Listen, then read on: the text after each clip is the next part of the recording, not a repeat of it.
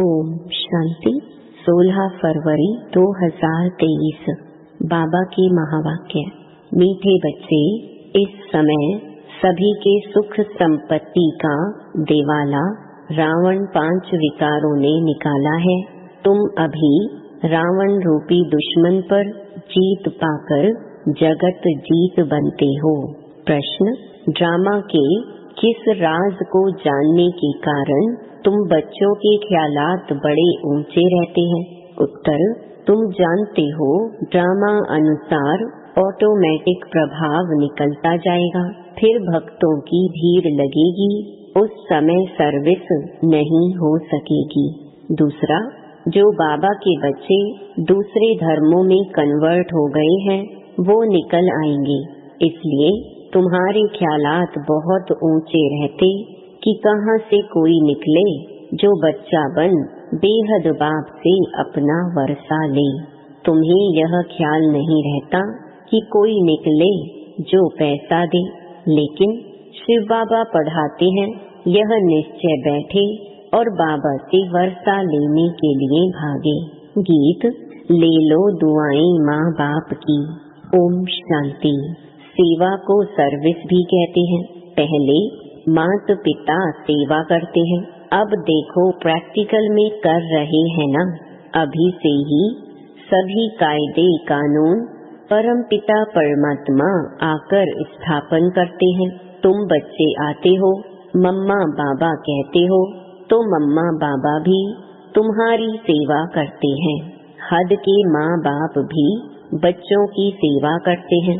माँ बाप गुरु वह सब है लौकिक, यह है पारलौकिक। लौकिक को तो सब जानते हैं, बरोबर बाप जन्म देते हैं, टीचर पढ़ाते हैं अर्थात शिक्षा देते हैं, फिर वानप्रस्थ अवस्था में गुरु किया जाता है। यह रस्म रिवाज कब से शुरू हुई? अभी से ही यह आरंभ होती है। इस समय ही सतगुरु आते हैं, समझाते हैं मैं तुम्हारा बाप भी हूँ, टीचर भी हूँ, सतगुरु भी हूँ। बाप के तो बच्चे बने हो, टीचर रूप में इनसे शिक्षा पा रहे हो। अंत में सतगुरु बन तुमको सचखंड में ले जाएंगे। तीनों काम प्रैक्टिकल में करते हैं। तुम बच्चे माता पिता कहते हो तो बाप भी स्वीकार करते हैं। यह तो जानते हैं सभी बच्चे एक समान सपूत नहीं हो सकते हैं। यहाँ भी बेहद का बाप कहते हैं सब बच्चे सपूत नहीं हैं। यह तो तुम भी जानते हो। अभी है रावण राज्य, यह कोई विद्वान पंडित आदि नहीं जानते हैं। जब कोई आते हैं तो पहले तो उनसे पूछना है तुम क्या चाहते हो। फिर कोई शांति चाहते हैं इसलिए गुरु ढूंढते हैं। सतयुग में तो कोई गुरु आदि नहीं ढूंढते, क्योंकि वहाँ दुखी नहीं है, वहाँ कोई अप्राप्त वस्तु नहीं है। यहाँ तो कोई न कोई वस्तु की लालसा रख गुरु के पास जाते हैं। कोई का सुनेंगे कि उनकी मनोकामना पूरी हुई तो खुद भी उनके पिछाड़ी में जाएंगे। सन्यासी पवित्र बनते हैं तो उन्हों की महिमा तो बढ़नी ही है। बहुत शिष्य बन जाते हैं। विवेक भी कहता है जो पवित्र बनते हैं उनकी महिमा जरूर बाप को करानी है। तुम पवित्र बनते हो तो तुम्हारी कितनी महिमा होती है। तुम्हारे द्वारा मनुष्यों का 21 जन्मों के लिए कल्याण हो जाता है। सर्व मनोकामनाएं 21 जन्मों के लिए पूरी हो जाती हैं। यह भी तुम जानते हो। दुनिया में यह भी कोई नहीं जानते हैं कि परमात्मा कब आते हैं। जगत अम्बा कौन है जिस द्वारा हमारी सभी मनोकामनाएं पूरी हो जाती हैं। अब सब घोर अंधियारे में है, यथा राजा रानी तथा प्रजा। पहले कम अंधियारा होता है, फिर कलयुग में घोर अंधियारा होता है।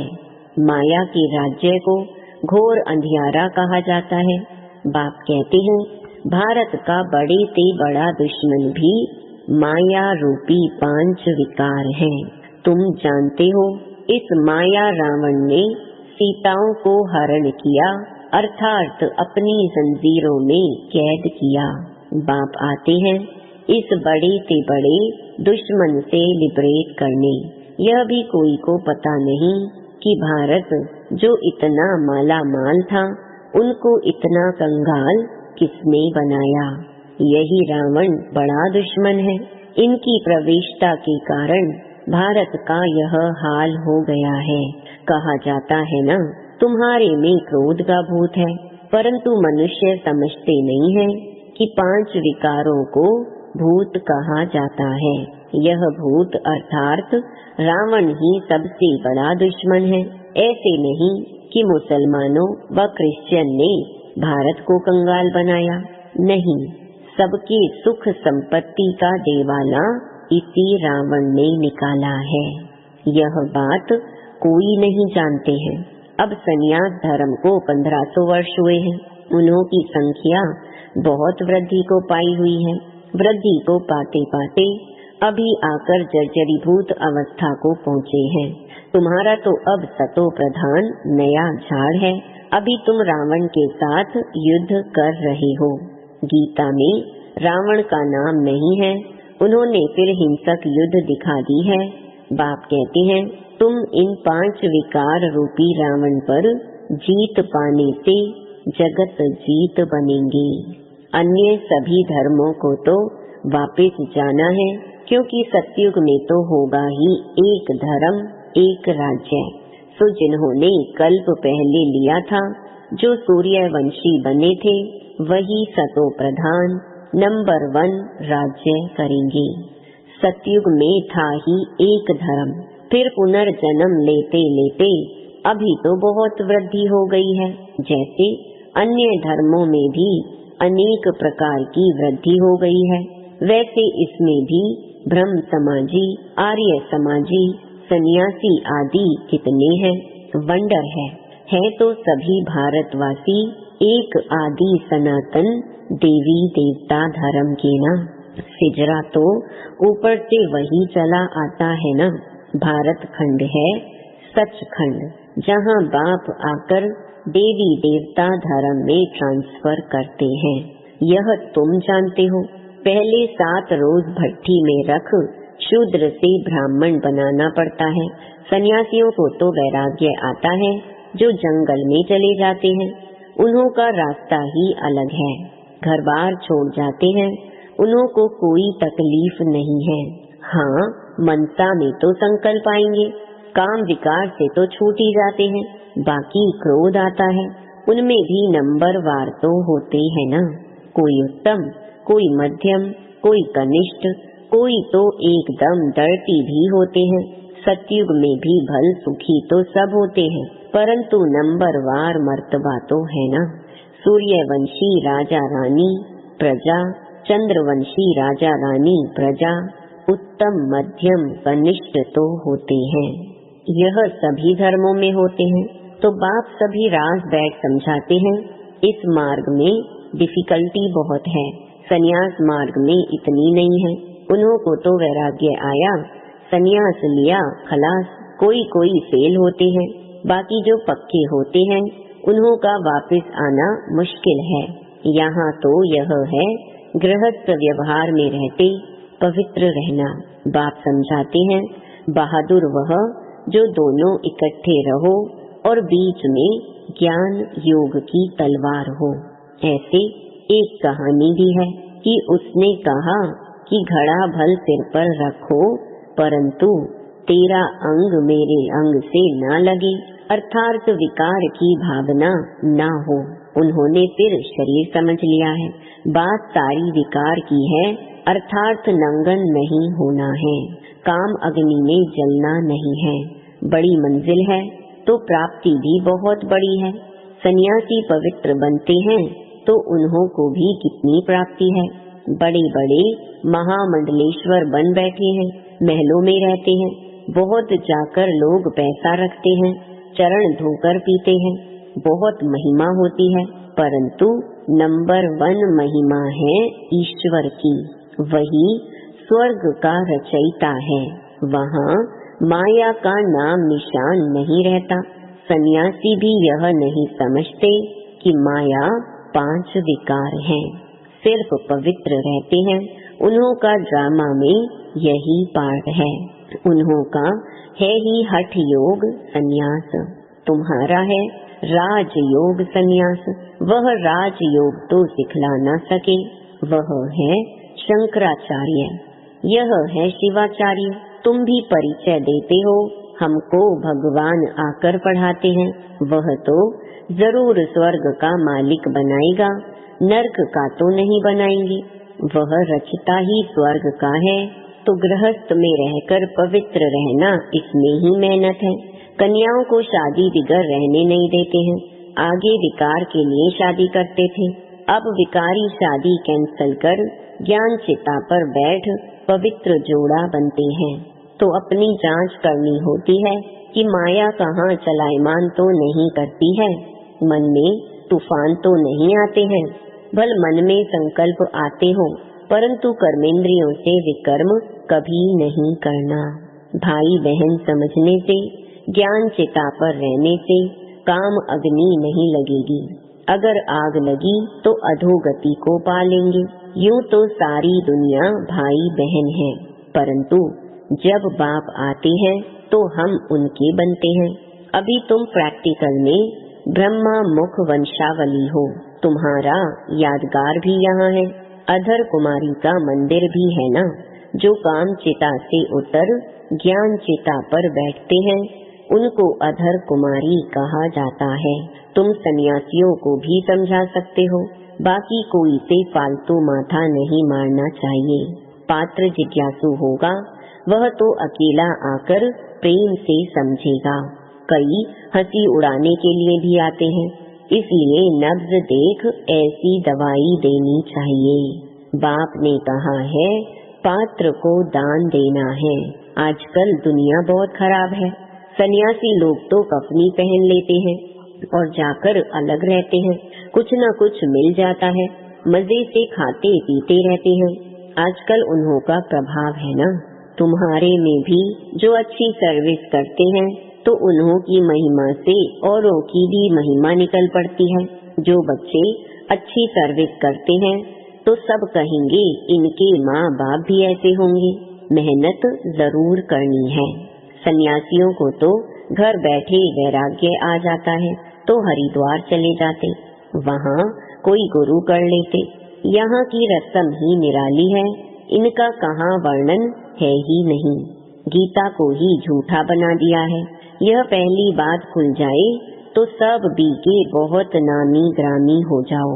सब तुम्हारे पर सदके जाएं, बलिहार जाएं। प्रभाव निकलना तो है ना। अभी तो तुम्हारा बहुत सामना करते हैं, पहले तो घर के ही दुश्मन बनते हैं। इस बाबा के भी कितने दुश्मन बने। श्री कृष्ण के लिए भी कहते हैं ना, भगाता था, कितने कलंक लगाए हैं। ये भी ड्रामा में नूंद है। ड्रामा अनुसार ऑटोमेटिकली प्रभाव निकलता जाएगा, फिर भक्तों की भीड़ आकर होगी, परंतु भीड़ में फिर सर्विस हो नहीं सकेगी। सन्यासियों के पास भीड़ होती है तो वह खुश होते हैं। यहाँ तुम जानते हो, कोटों में कोई निकलेगा। सन्यासी तो यही सोचेंगे कि इनसे कोई निकलेंगे जो पैसे देंगे। तुम्हारा ख्याल चलता है कि इनसे कोई निकले जो बच्चा बन वर्षा लेवे, तो कितना फर्क है। तुम भाषण करते हो तो जो अपने बच्चे और धर्मों में कन्वर्ट हो गए हैं वह निकलेंगे। कोई आर्य समाज से, कोई कहाँ से निकल आते हैं। तो जब फिर लोग सुनते हैं यह हमारे धर्म का ब्रह्मा कुमार ब्रह्मा कुमारियों के पास भाग गया है, तो समझते हैं हमारी नाक कट गई। इसमें समझाने की बड़ी युक्ति चाहिए। पहले तो बाप का परिचय देना है। भल कोई लिख कर भी देते हैं, बरोबर शिव बाबा पढ़ाते हैं, परंतु उसमें खुश नहीं होना है। निश्चय बिल्कुल नहीं बैठा है। भल कई बच्चे पत्र भी लिखते हैं, परंतु बाबा लिख देते हैं तुमको निश्चय बिल्कुल नहीं है। निश्चय बैठे मोस्ट बिलवेड बाप से वर्षा मिलता है तो एक सेकंड भी ठहरे नहीं। विवेक कहता है कि गरीब झट भागेंगे, साहूकार कोई बिरला निकलेगा, साधारण कुछ निकलेंगे। कोई भी आए बोलो यह राजयोग की पाठशाला है। जैसे डॉक्टरी योग वैसे यह राजयोग है, जिससे राजाओं का राजा बनना है। हमारा एम ऑब्जेक्ट है ही मनुष्य से देवता बनना। अच्छा, बाप दादा का मीठे मीठे सिकिलधे बच्चों प्रति नंबरवार पुरुषार्थ अनुसार याद प्यार। दिल पर वह चढ़ते हैं जो पुरुषार्थ कर आप समान बनाते हैं। बाकी बाप सभी को प्यार तो करेंगे ही। अच्छा, रूहानी बाप की रूहानी बच्चों को नमस्ते। धारणा के लिए मुख्य सार। पहला, कर्मेंद्रियों से कोई भी विकर्म नहीं करना है। ज्ञान और योग बल से मन के तूफानों पर विजय प्राप्त करनी है। दूसरा, सेवा ऐसी करनी है जिससे माता पिता का नाम बाला हो, सबकी दुआएं मिलती रहें। वरदान, अपने अनादि स्वरूप में स्थित रह सर्व समस्याओं का हल करने वाले एकांतवासी भव। आत्मा का स्वधर्म, सुकर्म, स्वस्वरूप और स्वदेश शांत है। संगम युग की विशेष शक्ति साइलेंस की शक्ति है। आपका अनादि लक्षण है शांत स्वरूप रहना और सर्व को शांति देना। इसी साइलेंस की शक्ति में विश्व की सर्व समस्याओं का हल समाया हुआ है। शांत स्वरूप आत्मा एकांतवासी होने के कारण सदा एकाग्र रहती है और एकाग्रता से परखने व निर्णय करने की शक्ति प्राप्त होती है, जो व्यवहार व परमार्थ दोनों की सर्व समस्याओं का सहज समाधान है।